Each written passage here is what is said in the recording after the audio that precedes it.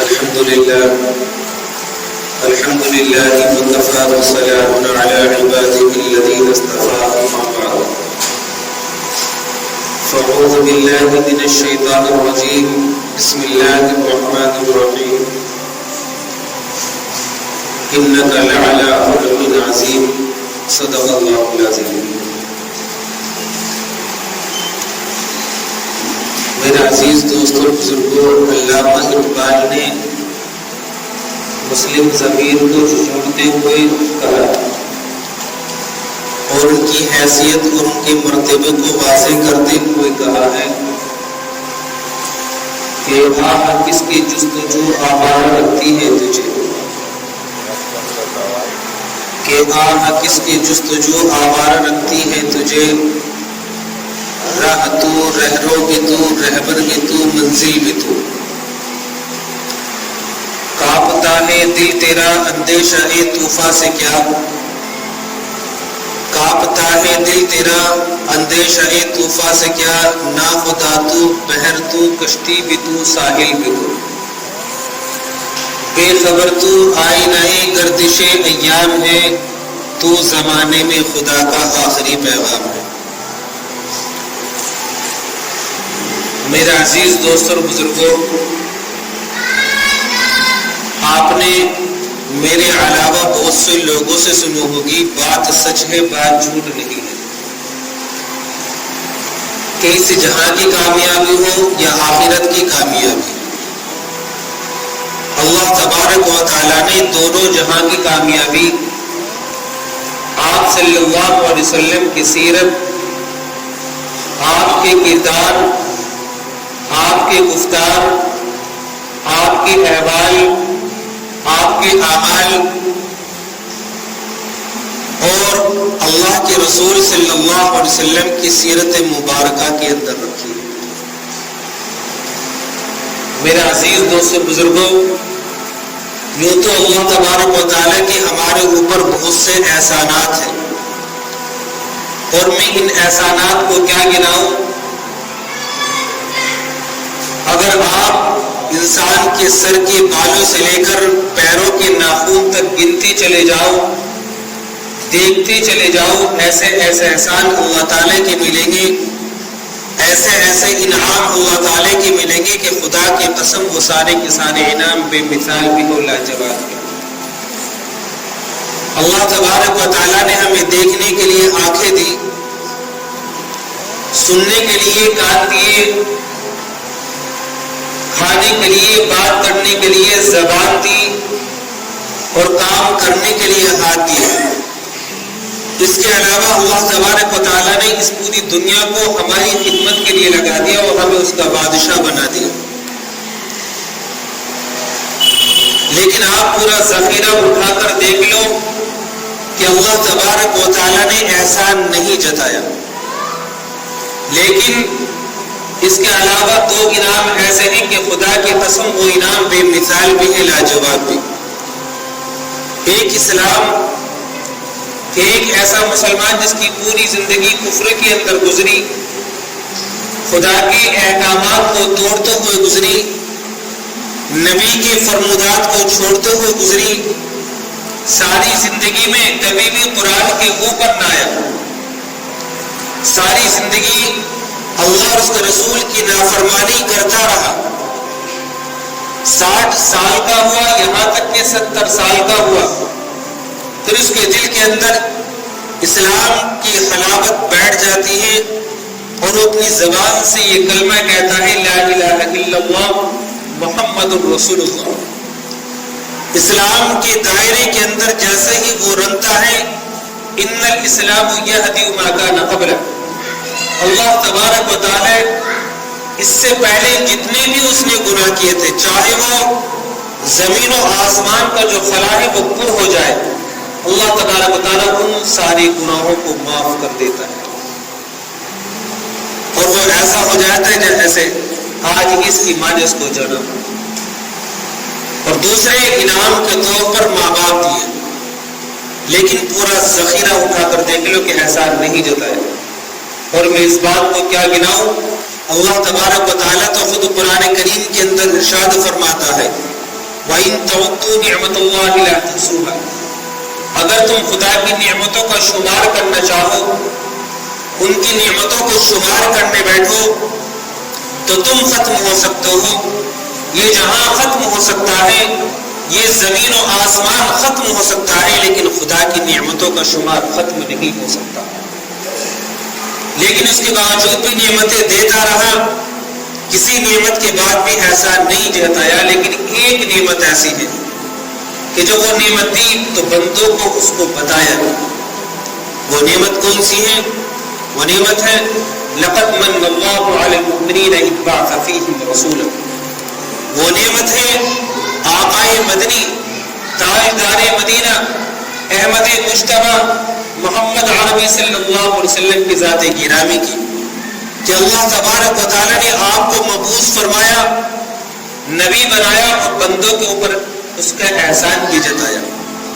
لہذا میں تو کیا، اپنے زمانے کے بڑے بڑے فصحاء و بلغاء جن کو اپنی شاعری کو پر ناز، آپ کی خدمت میں جاؤ اور جا کر یہ کہو کہ نبی پاک صلی اللہ علیہ وسلم کی سیرت کو بیان کرنے کا جیسا حق کیا آپ وہ حق ادا کر سکتے ہیں؟ وہ حضرات جن کو اپنی زبان کے اوپر ناز، جن کی زبانوں پر فصاحت و بلاغت کے دریا ہیں، آپ ان کی خدمت میں جاؤ اور جا کر یہ کہو کہ نبی پاک صلی اللہ علیہ وسلم کی سیرت کو بیان کرنے کا جیسا حق کیا آپ وہ حق ادا کر سکتے ہیں؟ الغرض چاہے محدث ہو، چاہے مفکر ہو، چاہے بلیغ ہو، چاہے بڑے سے بڑا زبان آور ہو، چاہے کوئی بھی ہو، وہ یہی کہے گا کہ بعد احد خدا بزرگ تو یہ قصہ مختصر، کہ اس کائنات کے اندر، اس زمین کے اوپر، اس آسمان کے نیچے خداوند قدوس کے بعد اگر کسی کا مقام و مرتبہ ہو سکتا ہے تو میرے اور آپ کے درمیان پیارے نبی کریم صلی اللہ علیہ وسلم کا مقام و مرتبہ ہے. آپ ہی کے متعلق میں نے خطبے کے اندر ایک چھوٹی سی آیت پڑھی، انک لعلی خلق عظیم. اے نبی، ہم نے آپ کو اخلاق عظیم عطا فرمائے، بلکہ اخلاق عظیم نہیں، اخلاق عظیم کی سطح کے اوپر ہم نے آپ کو رکھا. اور میرے پاس صرف الفاظ نہیں، کردار بھی موجود ہے. میں صرف کہہ نہیں رہا ہوں، ایسا ہوا بھی ہے. آج دنیا کے اندر جتنے بھی مذاہب ہیں، ان سارے مذاہب کو بلا لو. آج دنیا کے اندر جتنے بھی قائدین پائے جا رہے ہیں، ان سب کو اکٹھا کر لو. آج دنیا کے اندر جتنے بھی فلسفی اس کائنات کے اندر پائے جا رہے ہیں، ان سب کو جمع کر لو، لیکن کردار گفتار، اعمال اخلاق کے اندر سارے مل کر بھی میرے نبی کی نظیر پیش نہیں کر سکتے. میرے عزیز دوستو بزرگوں، اگر نبی کا اخلاق دیکھنے ہیں تو چلو آج سے 1400 سال پہلے کی طرف اور معلوم کرتے ہیں رکانہ پہلوان سے. رکانہ پہلوان کی تو میں بعد میں بات بتاؤں گا. اتنا تو آپ بھی جانتے ہیں کہ نسل جتنی آگے کو چلتی ہے طاقت بڑھتی ہے یا گھٹتی ہے؟ بھائی ظاہر سی بات ہے، پہلے لوگ کچھ اور تھے اور آج کے لوگ کچھ اور ہیں، کیونکہ کھانا پینا اچھا نہیں ہے، کمزوری ہے. رکانہ کا ایک ہوتا ہے مدینہ منورہ کے اندر ایک شدید قسم کا گھوڑا ہے جو اپنے اوپر کسی کو ہاتھ رکھنے نہیں دیتا. امیر مدینہ پریشان ہے، رکانے کے پوتے کو بلایا اور بلا کر کہا کہ ذرا اس گھوڑے کے اوپر زیل ڈال کے سواری کر کے دکھا دو تو ہم مان جائیں گے. کہتے ہیں کہ رکانہ کا پوتا جیسے اس گھوڑے کے اوپر بیٹھا، گھوڑوں نے اچھلنا شروع کیا، کودنا شروع کیا. آتا یہ ہے کہ رکانہ نے پیر کی اپنی دونوں ایڑیاں اس طرح ملائی اور گھوڑا کا پیٹ پھٹا اور پھٹ کر اترا نیچے گر گئی. اب آپ اندازہ لگائیں اس کے پوتے کی طاقت کا یہ عالم ہوگا، رکانہ پہلوان کی طاقت کا کیا عالم ہوگا. کہتے ہیں کہ رکانہ چمڑے کے اوپر اپنے ہاتھوں کو اس طریقے سے جما کر بیٹھ جاتا اور عرب کے نوجوانوں کو بلایا جاتا اور کہا جاتا ذرا مجھے ہلا کے دکھا دو. وہ چاروں طرف سے زور لگاتے لیکن رکان اپنی جگہ سے ٹس سے مس نہیں ہوتا تھا۔ اللہ کے رسول صلی اللہ علیہ وسلم بازار جا رہے ہیں، بلال آپ کے ساتھ میں ہے۔ اللہ کے رسول نے دیکھا کہ دنگل لگا ہوا ہے، اللہ کے رسول رک گئے، رکانے کی طرف کو دیکھا، رکانا کہنے لگا یا نبی اللہ میرے ساتھ کشتی لڑو گے؟ اللہ کے رسول نے کہا بھائی ہم کہاں کشتی لڑنے والے ہیں۔ کہنے لگا اللہ کے رسول اگر آپ نے مجھے کشتی کے اندر پچھاڑ دیا تو ایمان لے آؤ، ایمان لے آئے گا؟ اللہ کے رسول نے کہا ٹھیک ہے۔ بلال جو آپ کے ساتھ میں تھے وہ دل میں سوچنے لگے اللہ کے رسول کہاں اتنے نازک مزاج، پھول جیسے ہاتھ اور جن کے جسم کے اوپر مکھی بھی نہیں بیٹھتی، اتنے نازک مزاج آدمی اتنے طاقتور پہلوان سے کیسے لڑ سکتے ہیں؟ لیکن دنگل بنایا گیا، اکھاڑا لگایا گیا، اللہ کے رسول اس طرف ہے اور ایک طرف رکانہ پہلوان ہے۔ رکانہ کے وہم و گمان میں بھی نہیں تھا کہ کوئی میرے سے مقابلہ کرے گا، اور اپنے منہ سے جھاگوں کو نکالتا ہوا اپنی جگہ سے چلتا ہے۔ میرے نبی کے پاس جب آیا تو اللہ کے رسول نے اس کو رکانہ کو پکڑا، وہ بڑے پیار سے اوپر اٹھایا اور بڑے پیار سے زمین کے اوپر رکھ دیا۔ رکانہ جلدی سے کھڑا ہوا، کہنے لگا یا نبی اللہ ابھی میں تیار نہیں ہوا تھا۔ اللہ کے رسول نے کہا کوئی بات نہیں، دوسری مرتبہ آ جا۔ رکانہ پھر دوسری مرتبہ آیا، رکانہ کے ہاتھ میں ہاتھ آیا، کہا رکانہ تیار؟ کہا کہ ہاں تیار۔ کہا کہ اب تو غفلت ختم؟ کہا کہ ختم۔ پیارے نبی نے پھر رکانہ کو یوں پکڑا اور یوں اٹھایا، بڑے پیار سے زمین کو اوپر رکھ دیا۔ رکانہ جلدی سے اپنی جگہ سے کھڑا ہوا، کھڑا ہو کر کہنے لگا یا نبی اللہ ابھی میں تیار نہیں ہوا تھا۔ یہ جو کہنے لگا کہ یا نبی اللہ فیصلہ تو 3 مرتبہ میں ہوتا ہے۔ اللہ کے رسول نے کہا کوئی بات نہیں، تیسری مرتبہ پھر آ جاتا۔ کہتے ہیں پھر رکانہ کو یقین نہیں ہو رہا تھا، رکانہ پھر تیسری مرتبہ اپنی جگہ سے چلتا ہے۔ پیارے نبی بھی اپنی جگہ سے چلے، جب رکانہ کے پاس آئے رکانہ بترٹ ادھر ادھر بھاگتا پھرتا رہا، کسی طریقے سے اللہ کے رسول کو گرا دو، کبھی ٹاپوں میں گھستا، اللہ کے رسول مسکراتے رہے اور رکانہ کا بھاگنا دوڑنا دیکھتے رہے۔ پھر اللہ کے رسول نے رکانہ کو پکڑا اور اوپر اٹھایا، سارے مسلمانوں کو دکھایا، عورتوں کو دکھایا، بچوں کو دکھایا اور بڑے پیار سے زمین کو اوپر رکھ دیا۔ رکانہ جلدی سے اپنی جگہ سے کھڑا ہوا اور کھڑے ہونے کے بعد کہنے لگا او لوگوں کیا تم یہ سمجھتے ہو کہ جب میں پہلی مرتبہ پچھاڑا گیا مجھے اپنے پچھاڑے جانے میں شک؟ لوگوں نے کہا بے شک۔ کہا کہ نہیں، جب میں پہلی مرتبہ پچھاڑا گیا مجھے یقین تھا کہ رکانہ تجھے پچھاڑا گیا ہے۔ لوگوں نے کہا کہ جب تجھے یقین تو پھر دوسری مرتبہ کشتی کیوں، تیسری مرتبہ کشتی کیوں؟ رکانہ نے کہا ہم اکھاڑے کے پرانے پہلوان ہیں، اکھاڑے کا اصول ہے کہ جب ایک پہلوان دوسرے پہلوان پر قبضہ پا لیتا ہے اور اس کو اس طریقے سے اٹھا لیتا ہے، رکانہ نے کہا کہ اکھاڑے کا ایک اصول ہے کہ جب ایک پہلوان دوسرے پہلوان پر قبضہ پا لیتا ہے اور اس کو اس طریقے سے اوپر اٹھا دیتا ہے تو اس طریقے سے زمین پر پھینک کر مارتا ہے کہ دوبارہ اپنے پیروں سے زمین پر کھڑا نہیں ہوتا۔ لیکن میں نے دیکھا کہ پیارے نبی نے مجھے اتنی پیار سے زمین کے اوپر رکھا کہ خدا کی قسم اتنی پیار سے ماں بھی اپنے بچے کو پالنے کے اندر نہیں رکھتی۔ میں نے سمجھا یہ آپ سے ویسا ہی بے خیالی میں ہو گیا ہو۔ میں نے دوسری مرتبہ کشتی کی پھر بھی یہی صورت ہوئی، میں نے تیسری مرتبہ کشتی کی پھر بھی یہی صورت ہوئی۔ میرے دل نے مجھ سے کہا، میرے زمین نے مجھے جھجھوڑا کہ وہ رکانہ یہ ایک عام انسان نہیں ہے، یہ شفقت، یہ محبت، یہ کردار، یہ اخلاق ایک عام انسان کے ہو ہی نہیں سکتے۔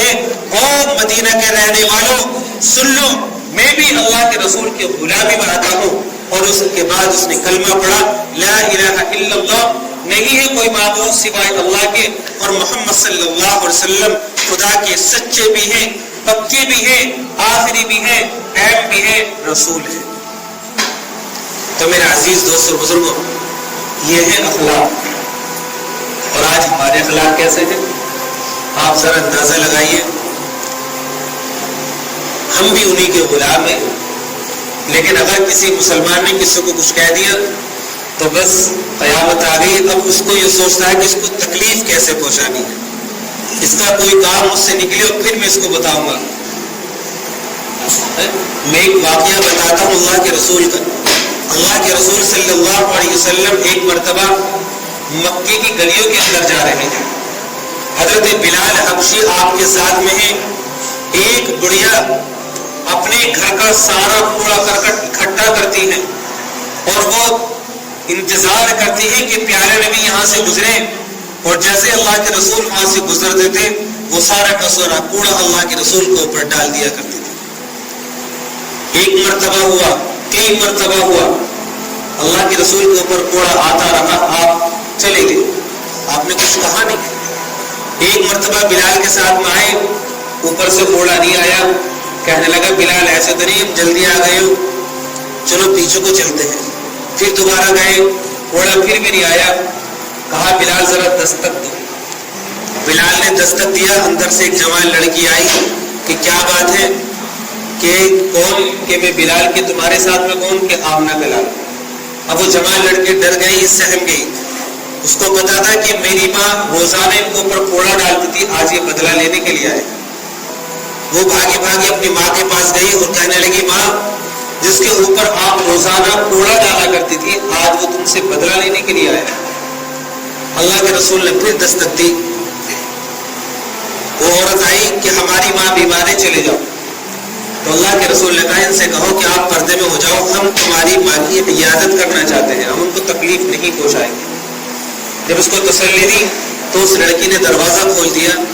اللہ کے رسول صلی اللہ علیہ وسلم اس عورت کے پاس گئے اور اس عورت سے کہا، اس کو تسلی دی اور کہا کہ آپ پریشان نہ ہو، آپ ٹھیک ہو جاؤ گے، ہمارے لیے جو خدمت ہو ہم بتاؤ، تمہاری خدمت کریں گے۔ وہ عورت کہنے لگی یا نبی اللہ، میں آپ کو ستاتی تھی، آپ کے اوپر اپنے گھر کا سارا کوڑا آپ کے اوپر ڈالا کرتی تھی، اور آپ جب میں بیمار ہوئی، میں غریب عورت ہوں، آپ مجھے دیکھنے کے لیے آئے، میری حالات معلوم کرنے کے لیے آئے۔ وہ چیخیں مار کر رونے لگی، اور میں جن کا پکش لیا کرتی تھی، ابو جہل، اخنس بن شریح، مجھے کوئی دیکھنے کے لیے نہیں آیا کہ یا نبی اللہ آپ مجھے اسلام کا کلمہ پڑھا دیجیے۔ یہ ہے نبی کے اخلاق۔ یہ ستایا جا رہا ہے لیکن اس کے باوجود بھی اللہ کے رسول پھول برسا رہے ہیں۔